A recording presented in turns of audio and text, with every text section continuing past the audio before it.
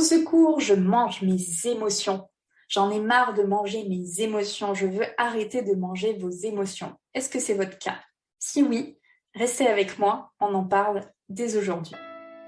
Bienvenue dans le podcast Mince alors, le podcast anti-régime, anti-yo-yo et frustration, le podcast qui éveille les consciences en sortant des dictats de la minceur. Mince alors est un espace dédié à toutes les femmes qui souhaitent mincir durablement. Je suis Amandine, diététicienne spécialisée en psychonutrition. Je vous accompagne à perdre du poids durablement en vous libérant des poids qui vous pèsent. Je vous guide afin de vivre en harmonie avec votre corps et votre alimentation. Je mange mes émotions. Clairement, je n'aime pas cette expression. Et je vais vous expliquer pourquoi aujourd'hui. Je vais vous expliquer pourquoi je trouve que cette phrase, elle ne veut pas franchement dire grand-chose si on l'analyse en prenant un petit peu de hauteur. Je mange ses émotions, mes émotions. Souvent, cette phrase, elle est utilisée en fait à mauvais escient pour exprimer le fait que le déclencheur de la prise alimentaire, c'est une émotion. Donc, selon le schéma suivant, qu'est-ce qui se passe en fait dans ce schéma où vous mangez, entre guillemets, vos émotions?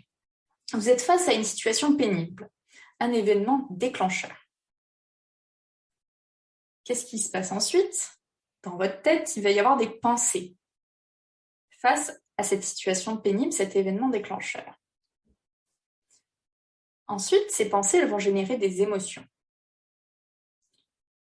Ces émotions, elles vont générer une réponse, un comportement vis-à-vis de cette émotion ressentie. Et vous allez manger. Votre réponse ici, ça va être de manger. Réfléchissons à l'expression « je mange mes émotions ». Si vous mangez véritablement vos émotions, qu'est-ce qui se passerait? Enfin, moi, je pense que ça serait une super nouvelle. Pourquoi? Alors, vraiment, je vous l'assure, hein, je vais vous expliquer, hein, mais pour moi, manger ses émotions, ça serait génial, hein, ça serait vraiment un cercle vertueux. Alors, on va se plonger un petit peu pour ça dans le fonctionnement de notre système digestif, alors très simplement. On ne va pas rentrer dans de grands détails. Je ressens une émotion.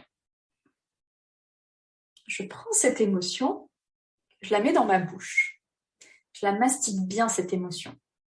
Puis je l'avale. Une fois dans mon estomac, mon émotion, elle va commencer à se découper en petits morceaux. Elle va être broyée, elle va être malaxée.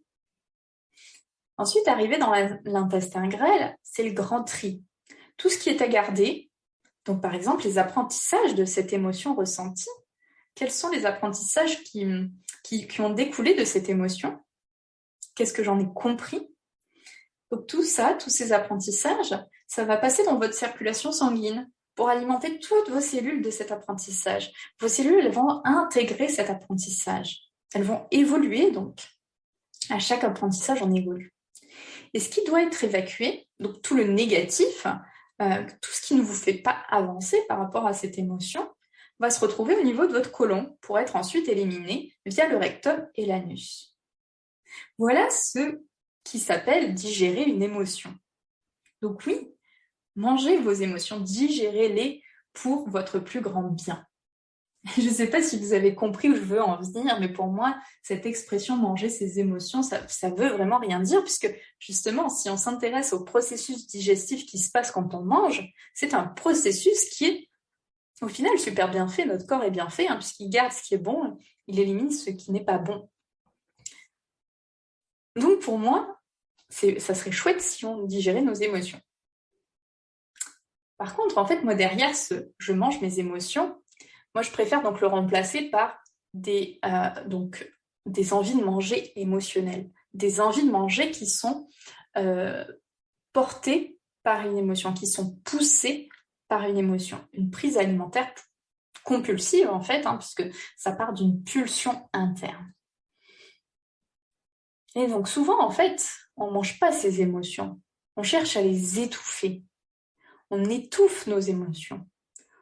On mange pour combler un ennui, pour apaiser un stress, pour apaiser une anxiété, pour se réconforter après une journée difficile, pour combler un vide intérieur.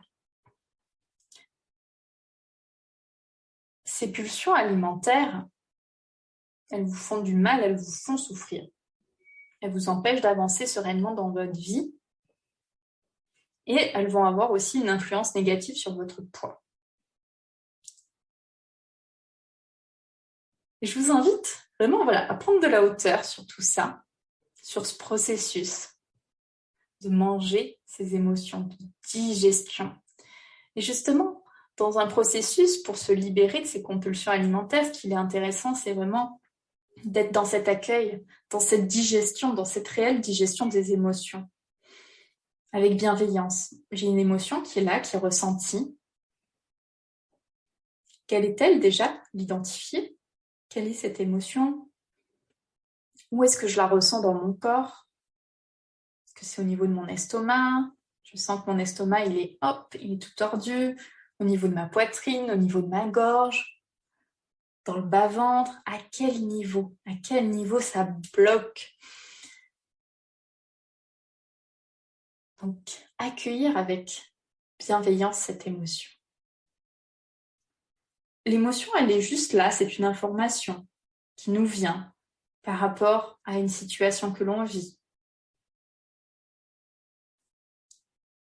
Quand on est dans l'accueil de nos émotions, l'émotion, elle va rapidement, elle va disparaître en fait. Il y a donc un état de tension, il y a un déclencheur, un état de tension, l'émotion est là. Alors bien sûr, c'est un processus qu'on arrive à identifier une fois que la tension est redescendue. Mais c'est important d'être dans l'accueil de tout ça pour que la tension redescende. Ce qui se passe dans le cas d'une pulsion alimentaire, c'est qu'il y a une tension qui est ressentie. On va avoir notre émotion, donc on va avoir des pensées, on va avoir des pensées qui génèrent des émotions. Et après, au lieu d'être dans l'accueil, en fait, on va être en résistance.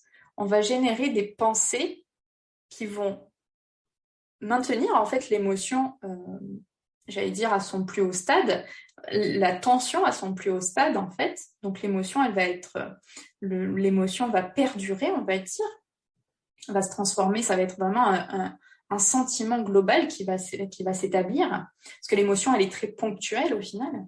Mais comme on a des pensées négatives, en fait, ces pensées vont entretenir l'émotion. Mais parce qu'on n'est pas dans l'accueil, on ne veut pas digérer nos émotions, justement, on bloque tout ça. Donc forcément, la tension ne redescend pas, et c'est ce qui maintient, parce que donc, quand on mange pour apaiser une émotion, qu'est-ce qui se passe? Donc, on a une tension. Comme on ne sait pas trop comment, donc on a une tension intérieure qui naît d'une situation. On a des pensées, des émotions. Et comme on ne sait pas quoi faire, en fait, pour apaiser tout ça, on va manger. Mais comme quand on mange, on va justement avoir ces pensées négatives, c'est pas bien ce que je fais, je vais grossir, c'est toujours la même chose, je suis nulle, j'ai pas de volonté, j'ai pas de motivation, etc. Ces pensées, en fait, elles vont entretenir l'état émotionnel, elles vont faire perdurer l'état émotionnel. Donc, comme on n'est pas apaisé, on va continuer à manger pour s'apaiser.